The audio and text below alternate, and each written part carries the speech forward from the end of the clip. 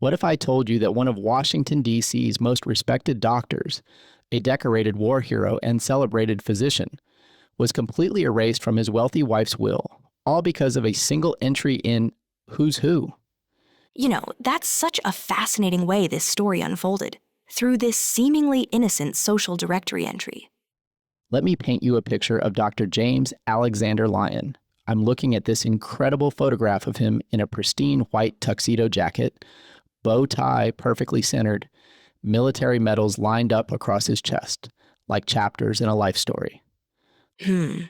That white jacket wasn't just fashion, was it?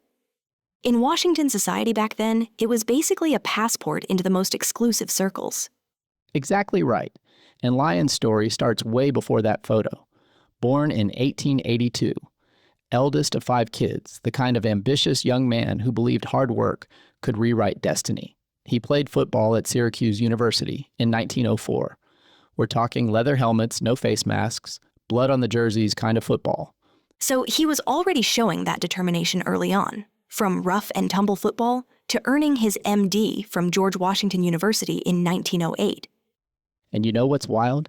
My nephew is walking those exact same halls right now, earning a doctoral level degree in medicine. Like they say, history doesn't repeat, but it sure does rhyme.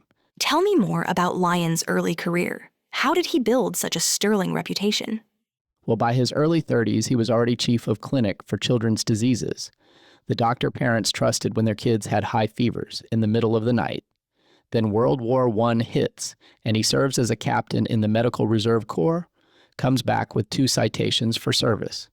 That's quite a trajectory, from trusted pediatrician to war hero. Must have made him quite the catch in Washington society. Oh, absolutely. And in 1923, at age 41, he marries Irene Moore, a wealthy heiress. They lived at this amazing estate called Glenview. And here's where it gets interesting. Even though Irene bought it with her previous husband in 1917, everyone called it the Lyon Estate. That really speaks volumes about the social dynamics of the time, doesn't it? Her money, but his name gets attached to everything. And in 1926, they adopt a daughter, Betsy. Everything seems perfect until we get to 1949, when Irene suddenly rewrites her will and completely removes James Lyon from it. Wait, after 26 years of marriage, she just erases him? What could possibly trigger such a dramatic move? Well, that's where this gets really interesting. It all comes down to, in my estimation, an entry in Who's Who in America, 1948 to 1949 edition. These weren't casual listings. You had to be invited, fill out detailed questionnaires, have everything verified. And I'm guessing Lyon's entry contained something pretty explosive. You got it. In his entry, he lists not just his daughter Elizabeth, but an adopted son, Foster J. Stoughton. Apparently, this was news to his wife, Irene. Oh, wow. So he basically announced this other child to the world through a social directory? That's bold. And here's where it gets even more complex. There's this woman, Ruth Stoughton, who everyone knew as Auntie Ruth. Turns out she was Foster's biological mother. The layers to this story are incredible. So within months of this Who's Who entry being published, Irene rewrites her will?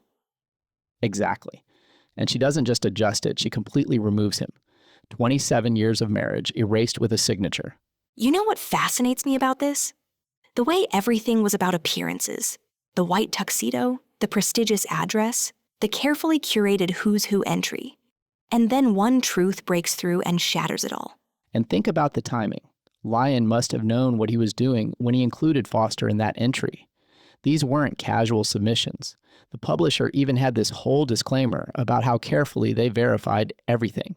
So he made a conscious choice to acknowledge Foster publicly, knowing the potential consequences. Right. And after Irene's death, Ruth starts sending letters to Foster, including childhood photos. It's like once the secret was out, everything started unraveling. The power of documentation is fascinating here. From that formal portrait of Lyon in his white jacket to the Who's Who entry to Ruth's letters.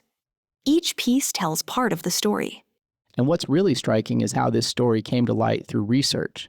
Imagine going through old documents, letters, court records, finding pieces, but not seeing the whole picture until that one crucial Who's Who entry ties it all together. It's like solving a puzzle you didn't even know was a puzzle until the final piece clicks into place. And it makes you wonder how many other stories like this are out there, just waiting to be discovered in old documents and forgotten photographs. You know what's particularly interesting? The way this story reflects how people handled family secrets back then, through careful omissions and social appearances rather than direct confrontation. Exactly. And how one person's decision to break that silence can have such far-reaching consequences. Lyon chose to acknowledge Foster publicly, and it cost him his place in his wife's will. Do you think he anticipated that outcome? Or was he just tired of keeping secrets? That's the fascinating question. Was this a calculated risk or a moment of conscience? Either way, it changed everything, not just for him, but for Foster, Ruth, Irene, and probably countless others we don't even know about. And now, decades later, we're still unraveling the implications of that choice. You know what's really striking? How this story manages to be both uniquely of its time, all those social conventions and expectations, and completely timeless in terms of the human drama at its core. Right? Family secrets, betrayal, inheritance, identity. These themes resonate in any era.